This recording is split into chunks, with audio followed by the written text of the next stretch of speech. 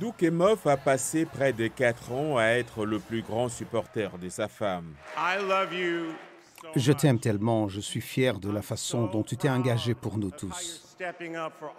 C'est un rôle que l'ancien avocat du spectacle espère continuer à jouer si Kamala Harris est élue présidente et si Emoff entre dans l'histoire en devenant le premier conjoint masculin d'une présidente américaine en exercice. Je vais l'aborder de la même manière. Comment puis-je lui être le plus utile en tant qu'époux? La soutenir, l'aimer comme toujours et être là pour elle, mais aussi comment puis-je l'aider en tant que présidente? Aider l'administration, aider le peuple américain en étant le premier gentleman. Et quels sont les sujets que je peux vraiment faire avancer? Emoff a épousé Harris en 2014 après une rencontre à l'aveugle.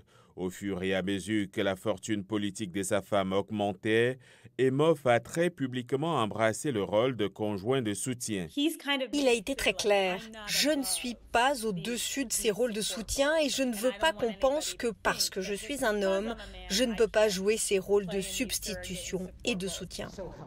Emoff a abandonné son travail dans un cabinet d'avocats et a commencé à enseigner à l'université de Georgetown lorsque Kamala Harris est devenue vice-présidente. Étant le premier homme à faire cela, parlons de questions de genre.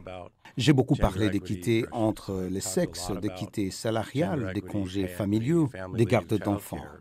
Aux États-Unis, les conjoints politiques au plus haut niveau ont toujours été des femmes. Mais Emoff a montré qu'il savait s'adapter, explique Anita McBride de l'American University.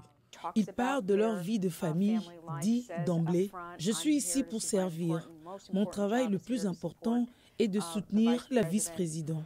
En tant que deuxième gentleman, Emoff, qui est juif, a également dirigé une initiative de lutte contre l'antisémitisme pour l'administration Biden. Les premières dames se concentrent traditionnellement sur les activités sociales telles que la supervision des dîners d'État et l'approbation des décorations de vacances de la Maison-Blanche. Vous regardez la nourriture, les fleurs et la porcelaine. Est-ce que ce sera quelque chose qu'il voudra faire? Peut-être que oui, peut-être que non. En tant que président de l'Organisation des conjoints de sénateurs, Emoff a déjà montré qu'il était prêt à accepter la tradition.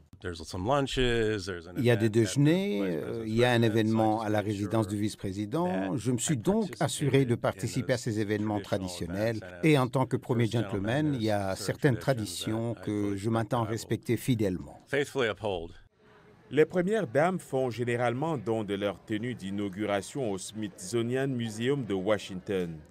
Reste à savoir si un costume masculin rejoindra bientôt la collection.